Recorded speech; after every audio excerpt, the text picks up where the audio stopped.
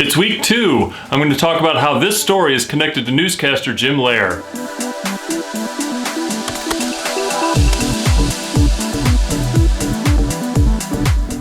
So Jim Lehrer is best known as being a newscaster for the PBS show, The News Hour.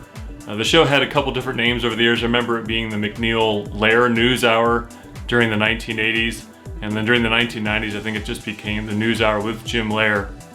So how does Jim Lehrer connect to this story about the campus bus service at Kent State? So back in 2003, not long after I had bought the 2 buses that I currently own, one of them being the bus that was used in the movie The Graduate, a friend of the family showed up the door with a present, if you will. And that present was this. To kind of try to show here. So it's a collage of photos and 2 letters. And obviously you can see here real quickly that the bus in the photos is the same bus that I own, the bus that was used in the movie The Graduate. So what had happened was the friend of the family had gone to an estate sale of a woman by the name of Eileen Ketterer. I think I'm pronouncing that right. Anyway, at this estate sale, it was noticed this collage. And to be honest, I don't think at the time that she realized that the bus in the collage was my bus. I think she had gotten it just because it was a Kent State or a Kent, Ohio story, because this guy had, Jim Lehrer, had come to Ohio, and it had a bus that, hey, so maybe Bill would enjoy that. So she bought it and then gave it to me, and then quickly I realized that it was in fact a Kent State bus, and the bus was used in the movie The Graduate. So why was Jim Lehrer in Northeast Ohio, more specifically Kent? What did it turn out? He had come to Akron on the invite of a organization, I believe, called the Akron Roundtable of Ohio to speak. And I don't know, I didn't know much about the Akron Roundtable of Ohio, so here's their description of themselves. It said their mission: the Akron Roundtable brings speakers to Akron who inform, educate, and stimulate listeners on topics of importance to the region and the country and the world. The Akron Roundtable was established in 1976 as a community forum to encourage and bring bold, creative, and new ideas to the region. To date, more than 400 major corporate executives, writers, government officials, artists, and civic leaders from around the country have shared their thoughts on subjects of global, national, and regional importance with Akron Roundtable audiences. So, on their website, you can search for previous speakers, and Jim Lehrer is shown as being a speaker February 20th, 1986, so that's when these photos are from. So there are a couple letters on there, so I guess to probably best explain what the purpose of the visit was, at least regarding the bus, is I'll read the letter that's on there, this is the letterhead. I kind of reprinted it out there. It's on channel 4549 letterhead, which is the local PBS station here in Northeast Ohio, or actually the one that's out of Kent, Ohio. And so the letter reads, Jim Lehrer and buses. Jim Lehrer, co-host of the McNeil-Lehrer News Hour on channels 4549 and more than 260 other PBS stations, is attracted to buses. As described in Lehrer's 1975 book, We Were Dreamers, his father led the family in an ill-fated attempt to start an independent bus company in 1946, running between Wichita and Emporia, Kansas.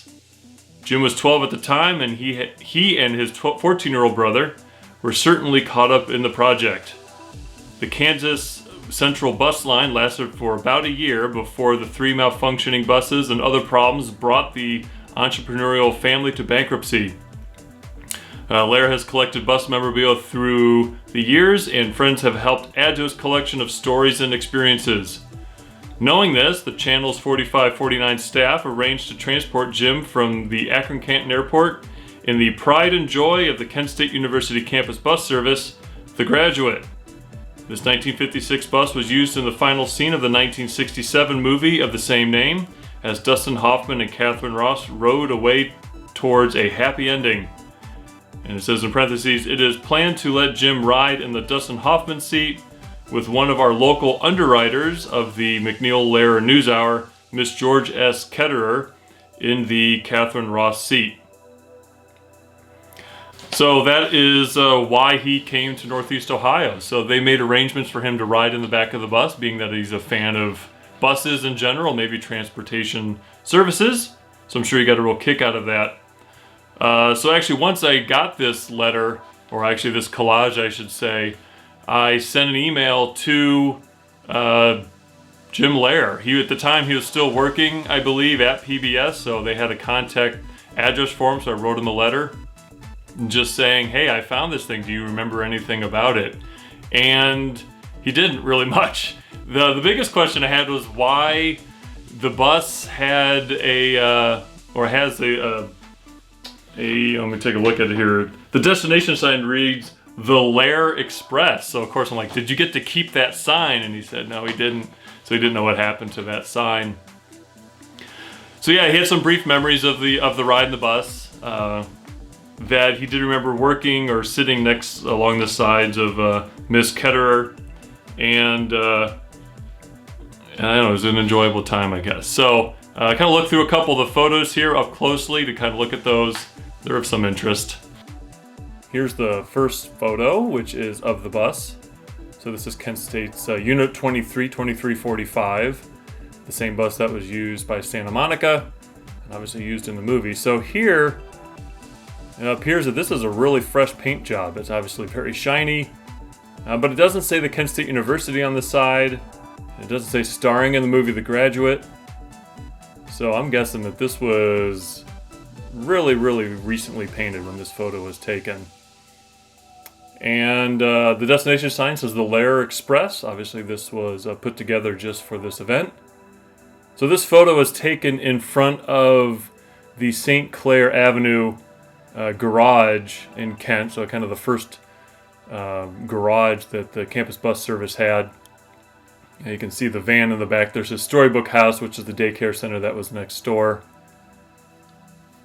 The next photo, take a look at here, the other bus photo.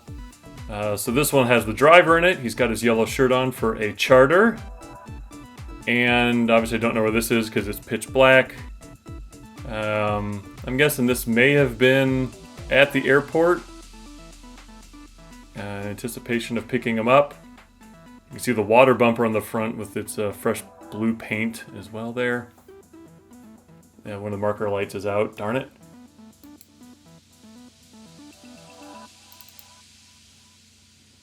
Here's a photo of Jim and I guess Miss George S. Ketterer in the back of the bus. I'm guessing this is coming from the airport to Akron so he can do his talk.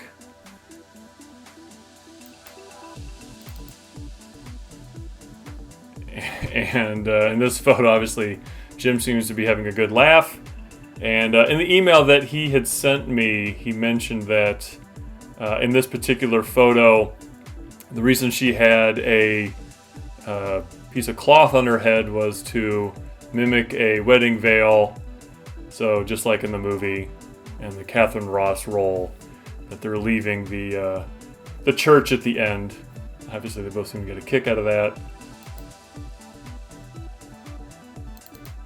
And the last photo that is in the collage is of this one, Jim at the speaking event with the sign in the back that says Akron Roundtable, Akron, Ohio. And it looks like he's talking to Miss George S. Ketterer at the event. So among the things that are in the collage is this handwritten letter that Jim Lehrer wrote to the creator of this collage, which actually, now that I realize it, I don't know what her first name is, because the other letter that they wrote, or actually I don't know who wrote this. So what was the purpose of this letter? Who is it addressed to? It seems to be kind of just more of a press statement. It's not dear anybody, so it's not necessarily to, as they say, Miss George S. Ketterer. Well, she was there. Seems to be kind of an explanation of why he's there and what they plan to do with him. And it's not to Jim either, explaining to him why, what they were going to do for him, you know, that they were going to do this ride. So it's kind of an odd thing. Maybe it is kind of a press statement, I guess. Anyway, the copy was given to, as they say, Miss George S. Ketterer. And I realized that I don't know what her first name is. I mentioned her being Elaine, and that comes from this letter here that was in that collage. And now I remember that in the email that I had gotten from Jim Lehrer regarding this, he said that he addressed it to Elaine because she was playing the role of Elaine in the back of the bus. So obviously he was playing the role of Dustin Hoffman, and she was playing the role of Elaine, which is why he addressed this letter to her, kind of in good spirits, if you will, of their time together. So it just says, Elaine, you are wonderful. Thank you for everything, for staying up all night, for playing the part of Catherine Ross, for underwriting the program, for writing me that wonderful note, and being such a pleasant and delightful motor mouth. My best always, Jim. So that's the story of Jim Lehrer's connection to the campus bus service at Kent. It came from this collage of photos and documents that a family friend just happened upon. So as much as you can search eBay and maybe some other local stores for items that may pertain to a store, you just never know where things are going to come from. And this one came from a random estate sale that a family friend just happened to be walking through and happened to notice that there was a picture of a bus, and not even recognizing what the bus was, thought that maybe I'd be interested in it. And so I'm thankful for that. So thanks for finding that all those years ago. So this is part of the research. I don't know necessarily if this is going to make a book or make the book, but nonetheless, I have it, and that decision can be made later. So that's the end of week 2. The research continues, and see you in the next one. Bye-bye now.